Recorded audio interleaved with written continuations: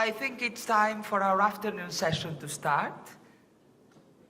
We are having a private equity panel discussion now, and I would kindly ask Mr. John Imhof of Seward Kissel to moderate the panel and announce all the panelists. Thank you very much. That's right. Thank you, Olga. Thank you, everybody. I hope you had an enjoyable lunch break. This is the private equity panel. Let me make some brief introductions first. I'm John Imhof. I'm a partner at Seward and Kissel. I work extensively with private equity and alternative capital in the shipping space, in addition to working with traditional capital on the lending side. But I've always found a home with private equity and alternative capital. We have with us today to discuss private equity investment in shipping a very distinguished panel. With me here to my immediate left is Paulo Almeida. He's with Tufton, Oceanic. To his left is Regan, who's a principal at Apollo Management Advisors. To Art's immediate left in the middle is Joe Cipolla. He's vice president at Wafra Capital Partners. And to Joe's left is Jim Furnivall. Jim is a managing partner at Alterna Capital Partners. And finally, at the end of the chain is Stephen Majeski, who is a principal at Breakwater Capital Limited. So I think you all know the history of private equity, or recent history of private equity investment in shipping. There has been, as noted in previous panels, a tendency from the traditional bank lenders to pull back and cover their more, what they call strategic, I think Martin Lunder called them strategic clients, leaving a bit of an opening for other sources of capital to come in, and private equity and has largely been rising to meet that challenge. But before we begin the panel discussion, I think it's important that each of you understand a little bit more about each of the panelists and their particular perspective on the private equity and alternative capital markets, and in particular what their business model is and what kinds of products they are looking to offer, because it's different among each of the panelists represented here today. So maybe we can start with Paulo, and you can describe for us a little bit what Tufton Oceanic does and what your mandate is at the moment and what kinds of transactions you're looking to do and have done, and tell us a little bit more about your firm. Okay. So Tufton Oceanic, we are a investment manager focused on the shipping and energy industries. We are probably better known for our hedge fund activities. We've had a hedge fund going since 2002, which is quite a good track record in shipping and energy given its cycles.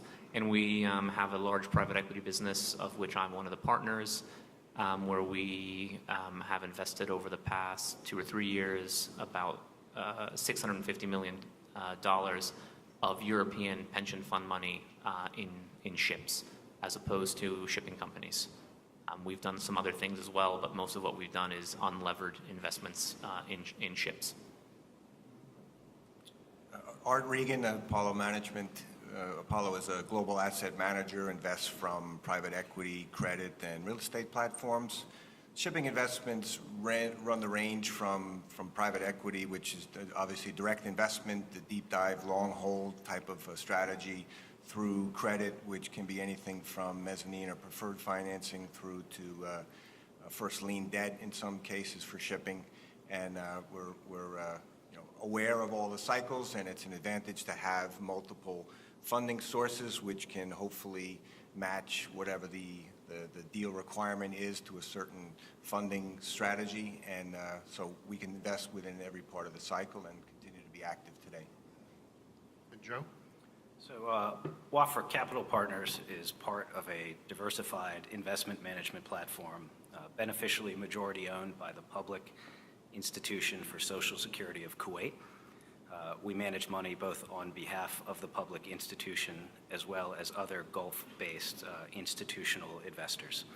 Our core mandate's asset-based finance, and we've been growing and expanding that mandate in, amongst other sectors, maritime finance as kind of a long-term strategic play. So our presence here isn't opportunistic or short-term. It's kind of viewed as a strategic expansion for us of our core mandate. We have the ability to transact across a variety of structures. However, our investors do have a current pay requirement, which generally lends itself to more structured finance or debt or debt-like investments. Jim? Thank you, John. Jim Furnivall from Alterna Capital Partners, private equity firm. We're focused on investing in core capital assets, and those are the long-lived assets that are essential for transportation, energy, power sectors. So shipping is a key element of that. We've invested about 35% of about $1.2 billion into shipping at this point across about 22 different ships. And while those investments can take different forms, we are really focused on equity returns and think we're taking equity risks there. Regardless of what you call the security, it's really equity returns. Good afternoon, Stephen Majeski with Breakwater Capital. Breakwater Capital was founded in 2012 really as a investment manager, both in shipping and offshore. In the last 3.5 years, we've invested and managed close to $1 billion of investors' money. Our mandate is fairly broad, and that's really a function of the different sources of capital we have with our strategic partner, which is Hafen Capital, which is a credit fund based in the UK.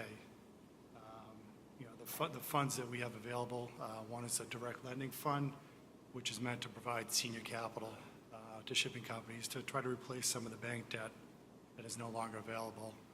And second, we have a strategic opportunities fund that allows us to invest deeper in the capital structure and really look at transactions on a risk-adjusted basis and see what makes sense. So we're a team of 7 people. Average experience, we're a bunch of shipping guys. We've been around for 20-plus years on average. We understand the markets. Our capital is committed to the sector with 7 to 10-year money. So we're not here today and gone tomorrow. We're lifelong shipping people, and we're working to provide capital to the industry that needs capital at this point. Stephen, does your funds have a current pay requirement similar to the Wafra funds, or are you constrained by that? No, we're not constrained by that. Okay, but you're primarily yield-driven at this point? It's a total return. Certainly you want to see some element of current pay, but we're pretty flexible with the structures we can offer. Certainly some of the markets are under pretty dire circumstances right now, and to lend into the dry bulk market and other markets, you need to show a lot of flexibility around your capital source and the structure of your transaction. So we're certainly flexible on those points. Over the years, since private equity got newly involved, shall I say, with shipping, starting in 2008 with the financial crisis and shortly thereafter, I've seen different kinds of investments being made by private equity sponsors.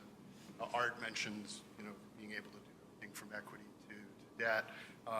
But there seems to have been a trend recently, in the last year or two, away from pure binary plays, equity plays, to more yield plays. Do any of you want to comment on that? I mean, Joe, that seems to be part of your fund's mandate is to deliver a current return. But what about others? Paulo, do you have a view on that? Well, we have for the past few years been focused quite significantly on yield plays for 2 reasons. One, most of the capital from our investor base is looking for yield, and 2, you're not going to get a return for the past couple of years. You weren't going to get a return from capital appreciation unless you had a very bullish view on shipyard capacity and underlying inflationary pressures in shipbuilding, which may come back at some stage, but haven't been there for 3 or 4 years. A lot of the capital that we have comes from 2 very mature pension funds, meaning most of the people in those schemes are retired, and therefore yield current yield is very important. Therefore, about 80% of our portfolio is ships that produce 10% plus yields, and then we have a small stub of ships where we actually have them on the spot market where we think there is some capital appreciation, for example, in handy and supermax bulkers. But most of the portfolio is current yielding.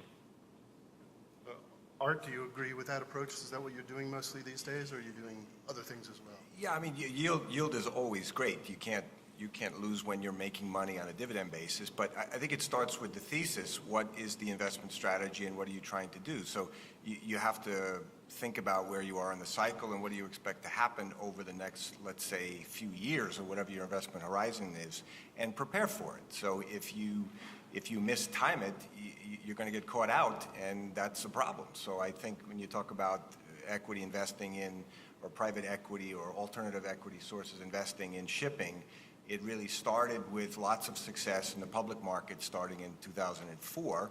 And then when the cycle corrected and started out again in 2009, we tried to do it again. When I say we, I just mean the alternative equity in general. And it was different this time because we weren't investing frequently in existing equities. It was in hard assets, and that's turned out to be a much different equation to actually own assets, and how do you prepare for that? So now when it brings us to current time when most of the markets are struggling, yet you have a resource that knows the shipping space, understands it. The easy out is, sure, if you can get something that has a current yield, that's got fixed employment, that's reliable, that's easy enough. But what is that yield? So unfortunately, in most of the markets today, even if you had employment, it's not going to have an acceptable yield, so you just don't deploy the capital. So it's in answer to your question, I think it starts with the strategy, and when you get situations that the yield can even approach some of the expected equity returns, yeah, you take it, because that's a good investment in shipping, and hopefully it works out. Jim, are you doing the same thing, or is your approach different? I think that there's a lot of similarities in our approach, but the markets, you have to invest along the lines of what the markets can afford to pay and what structures work. And our approach in the fund is to say, over time, across the portfolio, we will be able to enjoy some current yield and some dividends, significant current yield and dividends in shipping. It may be that right now is not the time in the marketplace where you can do that given the state of the market, but you need to focus, we believe we need to focus on price and quality of counterparties in this kind of environment, so that if and when things improve, we will be able to enjoy that current yield. And maybe that explains some of what is a little bit behind there was a lot of enthusiasm, I remember years ago, with straight equity investment in ships and straight equity investment in shipping companies. It seems to have yielded a way to higher, search for yield as opposed to capital appreciation.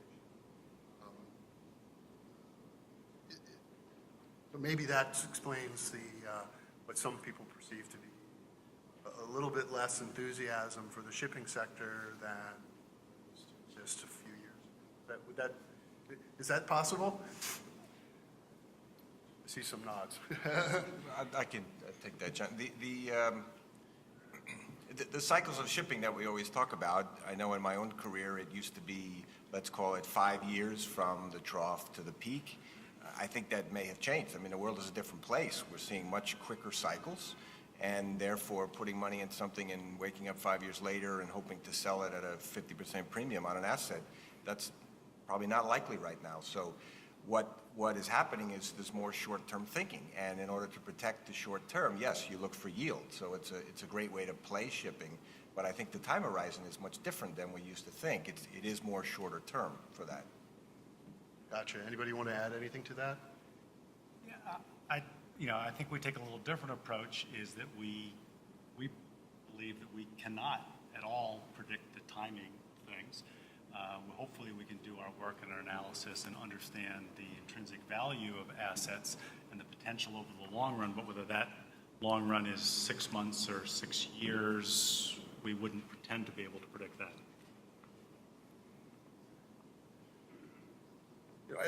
In looking at shipping, it's very hard to to generalize across all the different sectors that comprise the shipping space. I wonder if you might share with us some of your views on a number of these sectors and how you see them differing, because as we discussed before, different products right now work better for different sectors depending where they are in the cycle. For example, taking dry bulk, I mean, very beat up sector has had some recent recovery with Cape-size spot rates pushing the BEI up above 800 this past Friday, and time charter equivalents up a bit. I'm starting to hear more about investing in dry bulk vessels and a little bit more confidence in the sector. Do you think there's a recovery around the corner there, Paulo? Depends on what around the corner means. I made it intentionally Yeah. vague. Well, I think it's very difficult to say that there won't be a recovery because the underlying need for dry bulk shipping is fairly obvious, at least for the next 20, 30 plus years. The question is, how long does that recovery take, and what the sort of end of that recovery is. I think where we get to is not going to be anything like the sort of rates that we saw even in 2011. So forget 2006, 7, 8. We saw a pretty strong recovery, although fairly brief in 2011 off the back of the Chinese stimulus. We're not going to get back to those levels. Will there be a reasonable return on capital? So very high single-digit unlevered, probably somewhere between 2 and 4 years from now. We feel very strongly that there will be, but we don't really believe in super returns, and we don't believe in a quick recovery. In fact, we think that what's happened this year in dry bulk has been quite a surprise, and hopefully doesn't slow down scrapping, although it already has slowed it down to some extent. Art, do you have any view on that?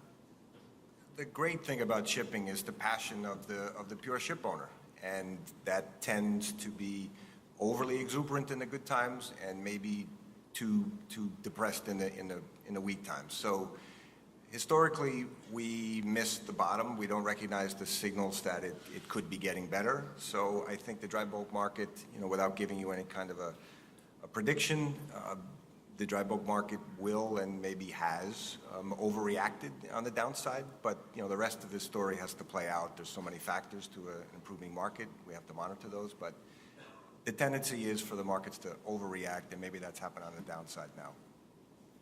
Joe?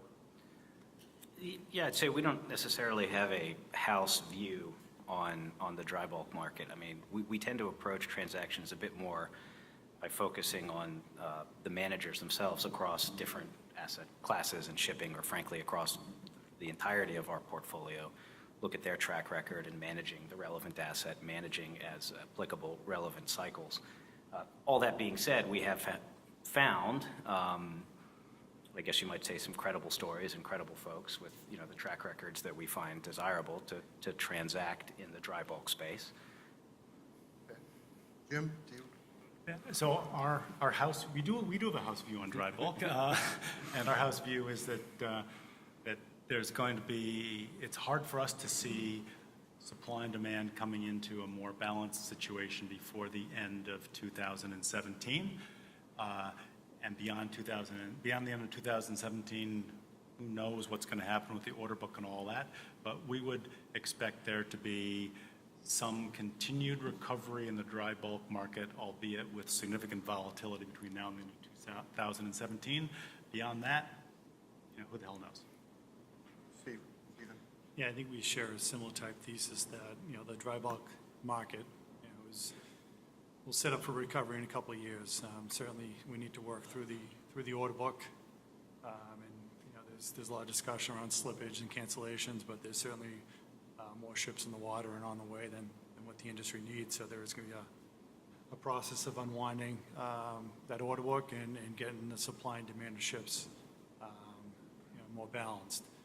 I think certainly from a lender's perspective, there are opportunities. There are good management teams that have or have ordered good assets, and with the right structure, there is ways to provide those management teams and those shipping companies with senior debt capital.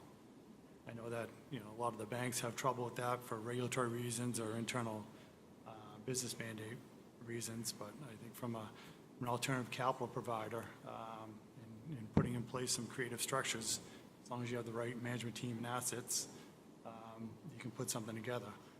And I think certainly from an investment standpoint, if you do have the investment thesis that the market is going to recover, and you look at the shipyards and look at the capacity of the shipyards to build ships beyond 2018-19, it could set up quite nicely for a nice recovery when you look out 3 to 4 years. But the key is to really get through the next 2 to 3 years so you can see that upside and that return to a more balanced market. So if a reputable and well-managed ship operator in the dry bulk space were to be available that I know about, what should I tell them? Should I tell them, Joe? Should I say, I got my friend Joe here, he'd be happy to talk to you. Give him his number, or would you prefer, let's chat a few months from now, or just say forget about it? We have a saying that conversations are free, so we'd be happy to speak at any time. Anybody else have a different view than that? No. Yeah, we'd certainly be open to talking to people. As I said, we have invested recently in the debt space in the dry bulk area, and we'd be certainly open to more investments. What about the offshore space? I mean, there's a troubled sector. Prices for oil up slightly from the beginning of the year, I guess they were lows in 30s and now up in the $50 a barrel for Brent crude. But still, production's way down and expected to further decline, and both in Gulf and sea, and all kinds of trouble in Brazil. Do you think how much worse can that sector get? Do you think, Paulo? I'm not sure it can get. I'm not sure it can get much worse for ships that, other than for ships that are currently on tail ends of long-term charters that are performing at very high rates. Obviously, those specific ships will get worse. I think in terms of how we at Tufton think about offshore at the moment, and we don't look at rigs, we only look at the support vessels, is maybe if things go really well for both dry bulk and offshore, we'll be selling some of our bulkers in 4 or 5 years, and then maybe in 4 or 5 years it's time to think about putting some of those gains from bulkers into offshore, but not much sooner than that. Art, do you have a view? I'm really mostly the shipping guy, so I don't want to comment too much on offshore, but clearly that industry has suffered from oversupply, and the pricing of oil is a big factor there. So as the supply continues to kind of disappear because offshore companies are not performing, there can definitely be situational opportunities to invest, but I think it's pretty specific to the operator. It's not I don't have an industry view. Joe, we talked about it in the break. You don't currently have any investments in offshore, at least not that you know of. But are you intrigued by the sector and the possibilities for coming in to do restructurings and the like, and satisfy your current yield investors? Yeah, I'd say today probably one of the most telling things, and I wouldn't pretend that we, kind of sit at some nexus of the universe in terms of deal flow.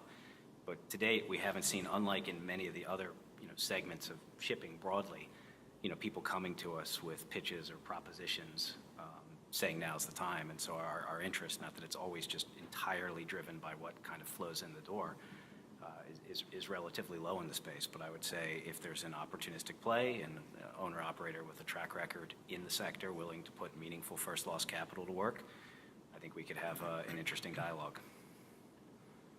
Jim, do you have anything?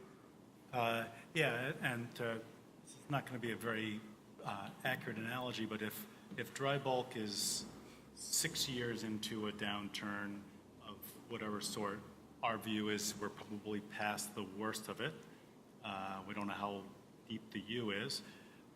Offshore, is only 2 years into its downturn, and we think that there's still plenty of bad news to come there. That doesn't mean that there isn't a specific situation which couldn't support an investment, but I think we'd be, the screen is pretty fine there on offshore. Stephen, you have any interest in this sector based out of London? Do you see a lot of interest in offshore?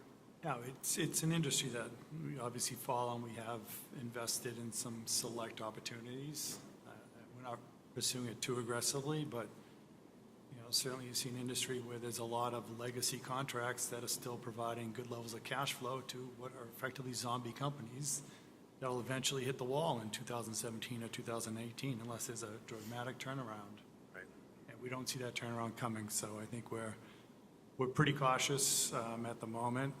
We will look at specific opportunities that might be a little bit unique and provide some value added for just bringing liquidity into the equation. But I think the downturn is still another year or two to run before you really see some recycling of capital and recycling of assets and reestablishing the cost base within the industry that's more manageable to a lower price oil environment.